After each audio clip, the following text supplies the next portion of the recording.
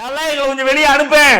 அல்லாஹ்வுடைய பாதுகாப்புக்குள்ள வந்தாச்சு, மரணித்து உயிர்கள் எல்லாம். அப்ப அவன் கேட்பானா, நான் குன்னா அக்ரிஜினா நகமல் சாலிஹன் கைரல்லதி குன்னா நகமல்.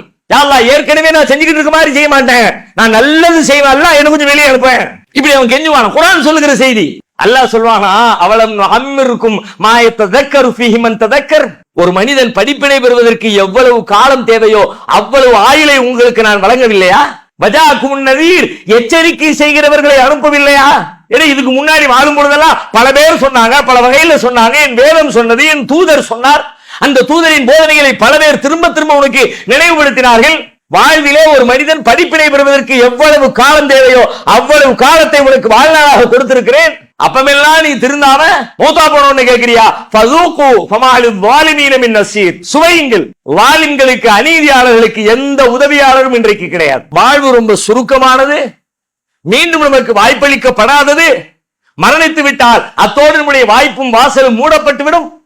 அப்படியானால் உயிரோடு இருக்கிறவர்களுக்கு இன்றைக்கு யாருக்கு உயிர் கொடுக்கப்பட்டிருக்கிறதோ அவருக்கு மட்டுமே அந்த வாய்ப்பு இருக்கிறது.